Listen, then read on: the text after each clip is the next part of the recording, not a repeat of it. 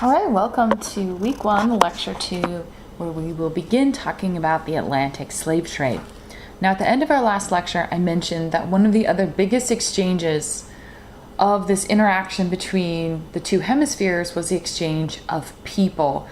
And that definitely means Europeans coming to the Americas and settling here, but it also means people being forced to come here from Africa. Now, before we talk about the Atlantic slave trade in particular, I want to talk about the institution of slavery in history because, quite unfortunately, slavery has existed throughout human history. But there will be some things that make the Atlantic slave trade very different from the forms of slavery that preceded it. So to understand how it's different, we need to understand what came before it. Now, one of the things I always tell my students when we're in a seated class is that history isn't pretty. There's a lot of ugly things in the past, and one of those very ugly things is slavery, particularly the Atlantic slave trade. So prepare yourselves in this lecture and the next lecture. We are going to be talking about, again, some incredibly sad and horrifying parts of human history. Now, the institution of slavery, as I said, has existed throughout human history.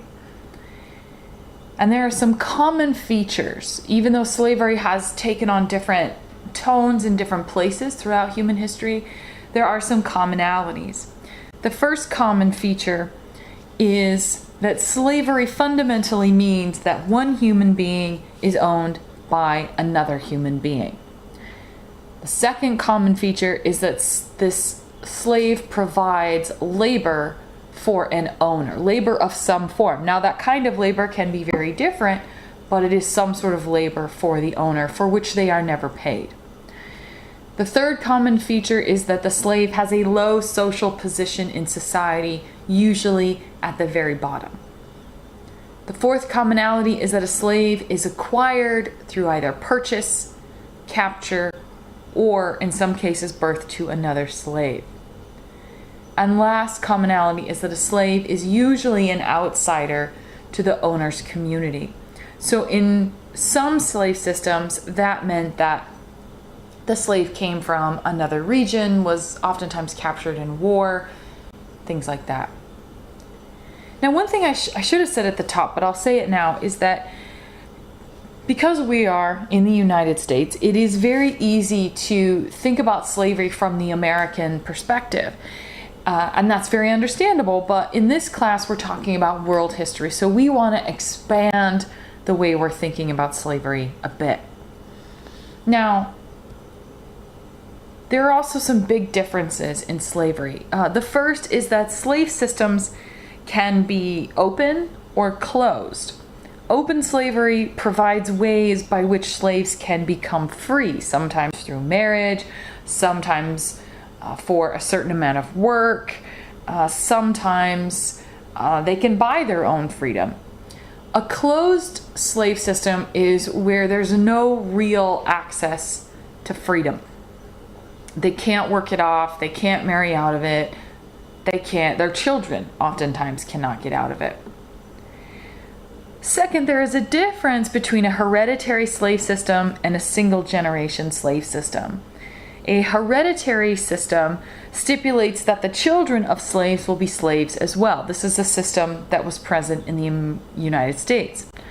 But single generation slavery maintains that the children of slaves are free, that you don't pass that slavery status on to your children.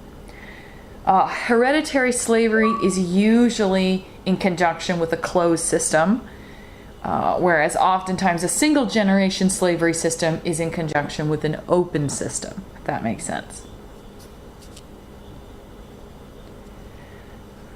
A third difference is that slaves can be viewed as either property with no rights, not being seen as human, or they can be seen as humans, not as property, but as people who have a very low status on the social hierarchy ladder, but that they do have basic rights. The fourth difference is that slaves can sometimes be kept as domestic slaves doing household duties, or they can be agricultural or industrial slaves working on plantations or in factories. Now, to give you an example of sometimes how slavery can vary in different regions at different times, I have two examples, and the first is in China. China had slavery since at least about 1200 BCE. It was finally abolished only in 1949. The slave system in China usually focused on children because of the purposes to which slaves were put.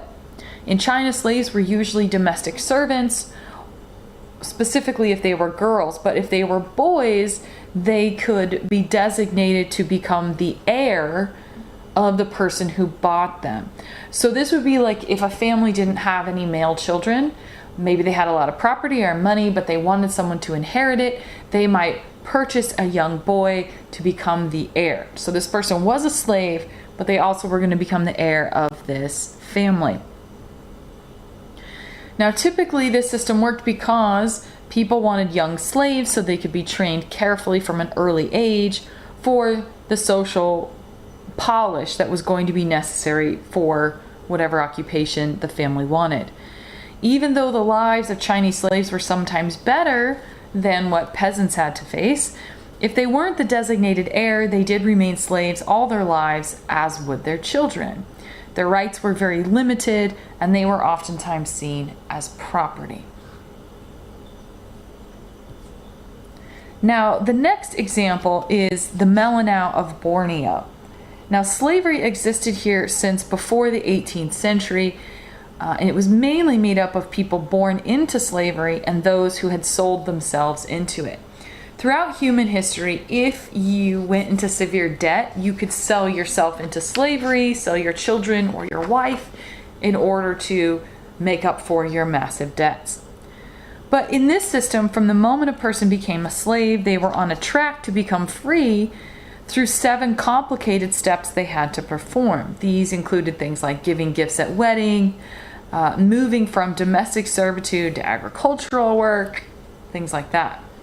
If they didn't complete the 7 steps in their own lifetime, their children could pick up where they left off and ultimately attain their freedom. They did have personal rights, and most families eventually moved out of slavery at some point. So you can see slave systems in different places can be quite complicated. In the Islamic world, slaves were used oftentimes as domestic servants, entertainers, and even as soldiers.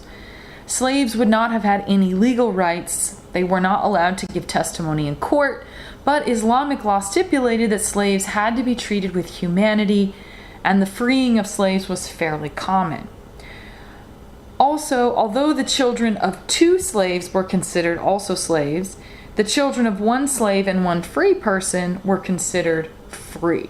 So again, there's complexities to these systems. In Africa, the slave trade existed long before the Europeans got involved. And oftentimes this would be, as it was throughout much of human history, we conquered this other group, we'll take some of their best and make them into slaves. And there was a trade, a slave trade, between the east coast of Africa and the Islamic world. Oftentimes these slaves would be held by Africans and traded by other Africans. Because Africa is huge, as you can see on the map. You have many different groups, many different empires, people as they were doing the same thing actually in Latin America, in many other parts of Asia. If you conquered another group of people, you would take slaves to sell for money. Now, there developed in Africa 2 corridors of the slave trade. There was the trans-Saharan slave trade, which would have been across the Sahara. The majority of slaves traded in this were female slaves who were often traded for domestic service. And conservative estimates put it at about 8 million people were traded in the trans-Saharan slave trade. And as I said, this was already set up before the Europeans come along. Now, the other major corridor of slave trading in Africa was what I mentioned before, trading on the East African coast, in the Indian Ocean trading network that these slaves would have been sold to traders in the Middle East. What is important to understand here is that Europeans did not create a trade in slaves. Societies throughout the world for much of human history had all developed systems of slavery and slave trading networks long before the Europeans came to dominate it. Additionally, slaves were generally seen as valuable and protected possessions throughout Africa. This is not to say that slaves in these regions led charmed or even comfortable lives at all. We must remember that these slaves were subject to the nature of their masters, who had the right to buy, sell, trade, gift, or kill them at any given moment. A master had the right to sell their slaves' children and could deliver punishment and physical violence at their will. But what will be very different is that up until the Atlantic slave trade, all of these slave systems I've just been talking about had nothing to do with race. I'm going to say that again because it's so important. These previous slave systems throughout most of human history had nothing to do with race. It was about being conquered. If you got conquered, you could become a slave. That's as simple as it was. But the Atlantic slave trade, as we will see, will be about race. And that's a very important difference that we have to distinguish here. Now, what happened to change this? It's a slow change. So what happened in the 15 and 1600s to change the way slavery functioned in world history? Well, first, we know in the colonies in the Americas there was an incredible need for labor, because as I mentioned in our previous lecture, especially the Spanish first, but later other Europeans wanted to make a lot of money. And because the indigenous peoples had died off in the millions because of European diseases, they couldn't keep enslaving the indigenous peoples. There weren't enough of them. Slaves were initially even considered way too expensive. The cost of slaves was, in the estimation of Europeans, far too high to accommodate the amount of labor they needed. But the more and more they kept trying to use indigenous peoples, the more they kept dying or escaping, because they knew the terrain and the geography. And in fact, in places with jungles or very inhospitable geographies, a lot of times indigenous peoples just sort of escaped into the jungle where the Europeans weren't willing to go. They did try to use indentured servants or debtors. This was a particular favorite for the British. They were cheaper than purchasing slaves initially, but colonists had to keep repurchasing contracts once a debtor had paid their debt. So to the Europeans, this wasn't a very economical situation.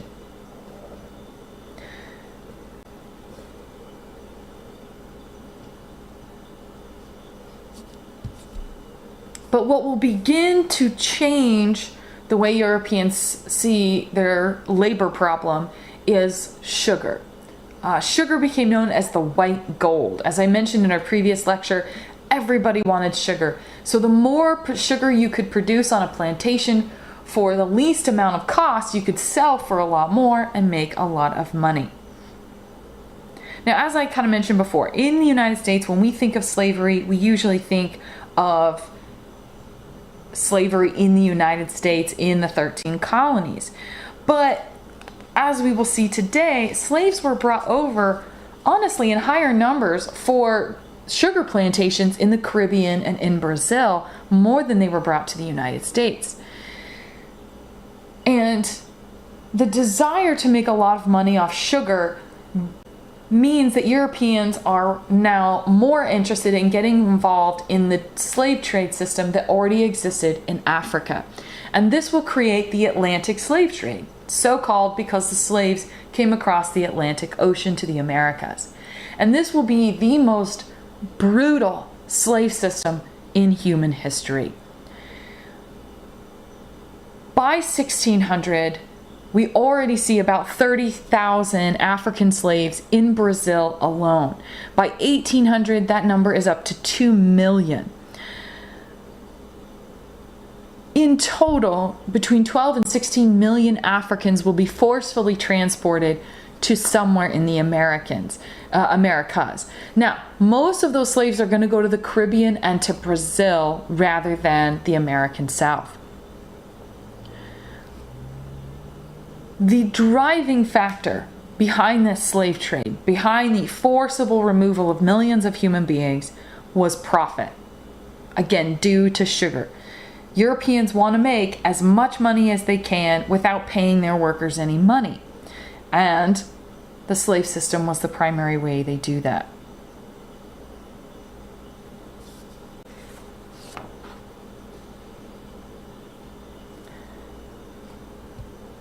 Now, the conditions of the Atlantic slave trade are, I'm sure, well known to you, but it is worth bearing in mind at this point, because one of the things I think is so important to understanding history is to think about the people of history as actual human beings, as just the same as us, as with the same hopes and desires and fears.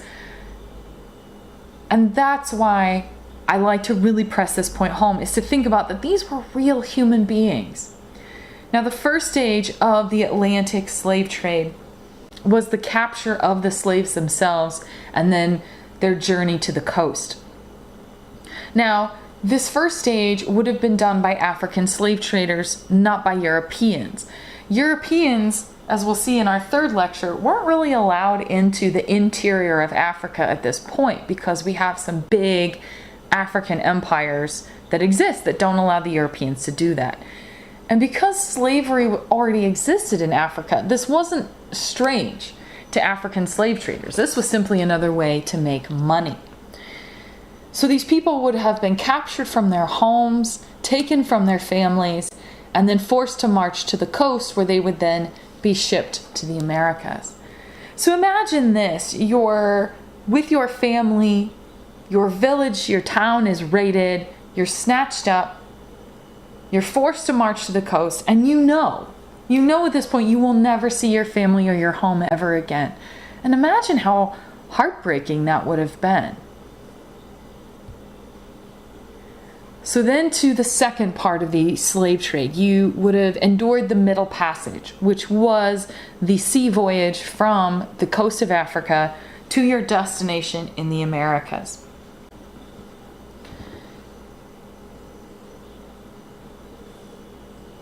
Now, we know that slaves endured very brutal conditions on the Middle Passage. They would have been shackled to each other, forced to sit in a very, very small, about 4 feet long space, couldn't really lay down. You would have been shackled. It would have made it impossible to stand up. Many, many people died because of the unsanitary conditions below decks.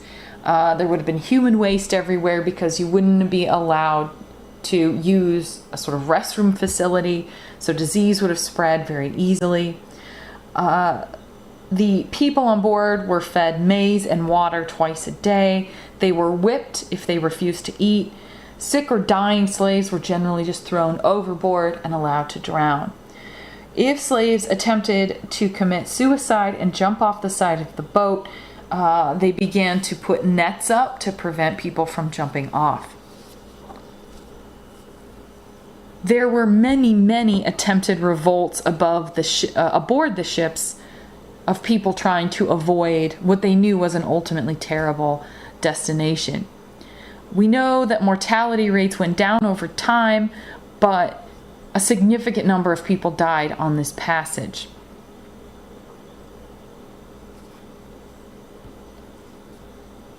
And here is a drawing of, again, the cramped conditions.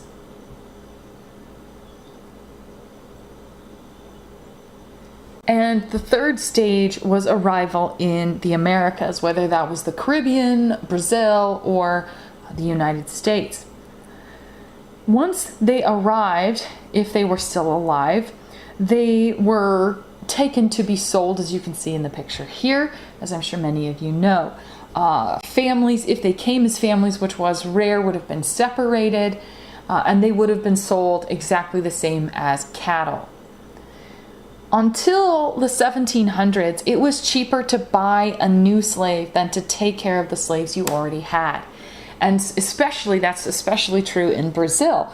So what happens is you see slaves being sold for very cheap. Again, these are human beings, but they're not being treated as human beings. And this meant that because it was so cheap to buy a new slave, that meant that oftentimes slave owners, especially in the Caribbean and Brazil, basically worked their slaves to death and then just went and bought new slaves. What was it like once you finally got to a plantation? Well, things definitely did not get better. Now, people who wanted to apologize for slavery at the time argued that it was actually a good system, that they were super nice to their slaves, but that's not historically accurate in any way. Slavery was a system of both real and implied violence. Slaves were property, and their masters could do whatever they wanted at any time, including murdering you. Oftentimes, slave women who had children, their children would be murdered right in front of them because the master did not want them having anything that got in the way of them and work. So again, this drive for profit fuels this horrific system. Now, you had two forms of work that you could be put into. The first was domestic servitude. Now, domestic servitude makes it sound nice. This is domestic slavery. It was often women that were chose to be working in the home. Oftentimes, they would be the primary guardians for the children of the masters. Oftentimes, they would also be midwives and wet nurses for the children of the master. So they were given a great deal of responsibility in raising the master's children, but they themselves were treated as children. The going perception was that they were the same as children, that they weren't smart, and that they would never progress to sort of an adult mindset. It's incredibly condescending and paternalistic view.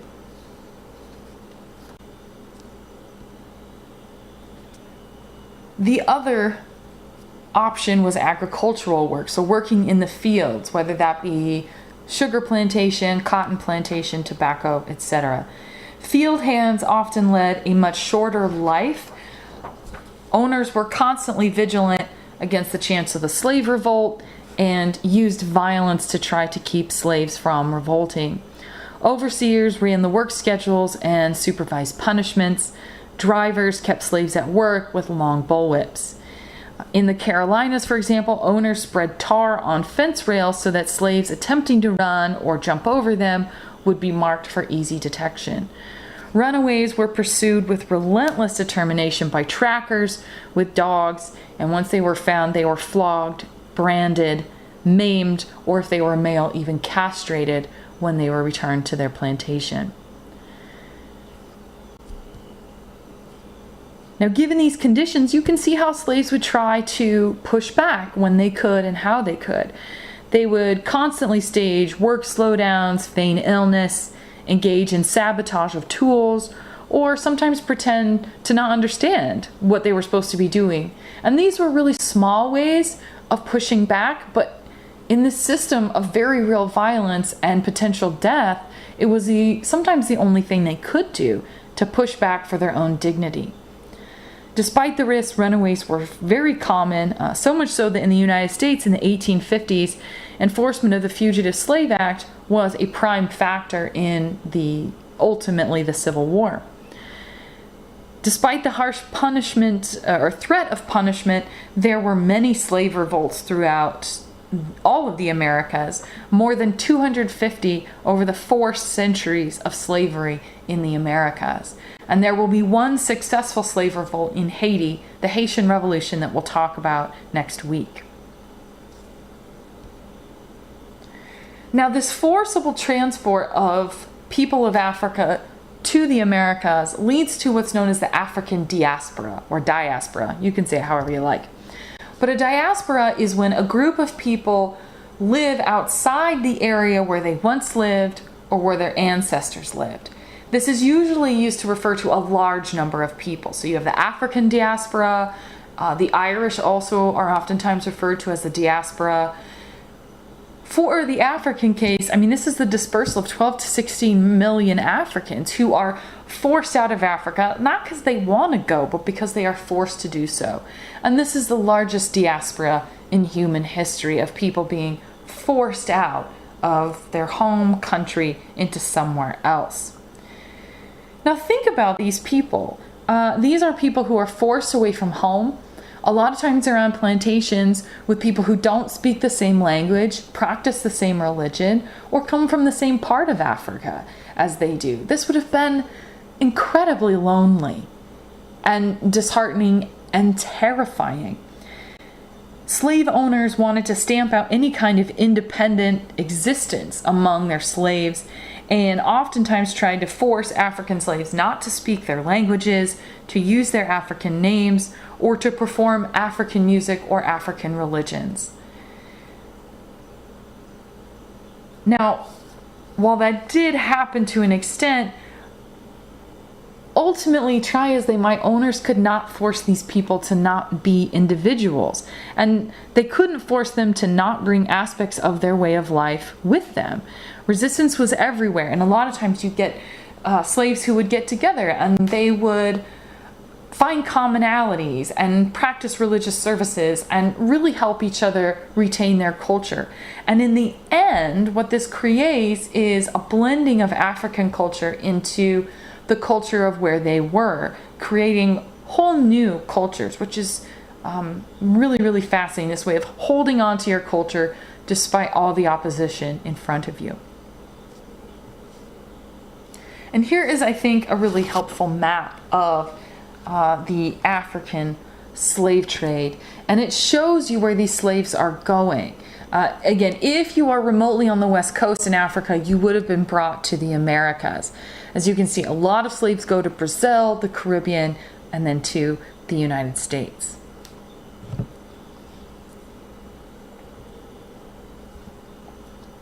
Now, the Europeans have to find a way to justify what they're doing. This is all about money. But how do you justify as a human being enslaving another human being?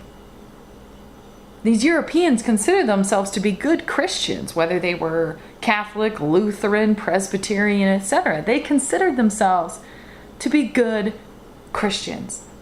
So they had to find a way to make this work, to justify it. And because they obviously weren't going to give up because they wanted the money. So the way that they justify it is they create what we now know as racism, as a way to justify what they're doing. Prior to the Atlantic slave trade, racism did not exist. That's important. I'm going to say it one more time.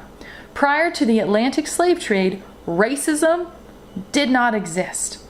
If you were to get into a time machine and go back to the 1300s and ask someone in England about the concept of racism or racial difference, they would have no clue what you were talking about. Certainly they would have known that people existed that had different colors of skin, but they wouldn't have associated any characteristics or stereotypes with the color of a person's skin. The concept of racism, as we all know it now, was developed during the Atlantic slave trade as a way to excuse what the Europeans were doing to the people of Africa. That should be a little bit mind-blowing, that human beings created the concept of racial difference to justify making a lot of money. And I really want you to understand this. This is so key because human beings created this. This isn't natural to the human existence to think that one race or the other is better. It's literally born out of the desire to make a crapload of money. The literal definition of racism from the Oxford Dictionary is the belief that all members of each race possess characteristics, abilities, or qualities specific to that race, so as to distinguish it as inferior or superior to another race or races. What the Europeans do is they say, well, we're obviously the ones in charge here, so we must be better, and it must have something to do with the color of our skin. Now, that should sound ridiculous to you in 2017. right? And it definitely should. The color of our skin, as any of you who have taken a certain amount of biology will know, the color of our skin has everything to do with how much melanin you have in it, and absolutely nothing to do with who you are as a person. Melanin is in our skin as a reaction to how much sun we are exposed to. So the lighter your skin tone, what that means is that your ancestors somewhere down the line came from a place where you weren't exposed to that much melanin, north of the equator. The more melanin you have in your skin, the darker your skin color is, and that means your distant ancestors came from somewhere closer to the equator or south of the equator. That is literally all melanin is. Melanin is there to protect your skin and your body from the sun. That's literally all race and skin color is. But the Europeans, in their lack of wisdom, came to believe and use the color of skin as a way to say one group is better and one group is not. One group is inferior. But again, this is created to justify what they're doing. Because if you are a quote-unquote good Christian, how do you tell yourself that enslaving another person and treating them the same as a cow is acceptable? And that's where the role of Christianity comes in. Because again, many of these people consider themselves to be good Christians, and so they look to the Bible for a way to excuse what they're doing. And they take the story of Ham as a way to excuse this. In the Bible, Ham sees his naked father sleeping. He goes out, he tells his brother, Dad's sleeping and he's naked. And his brothers go in and cover him up. And for disrespecting his father, Ham was cursed, as were all of his descendants, to serve his brothers. And the Europeans take this story and they go, I think that all people in Africa are descendants of Ham, and therefore they are cursed to serve us, the Europeans. That's how they justify this. They take a Bible story completely out of context and use it to justify their desire for money and their enslavement of millions of human beings. So, very important to understand that the creation of racism is all about justifying the slave trade so they can make a lot of money, specifically on sugar. So this is all really, really important. And if you need to go back and listen to this, please do so, because it's so important.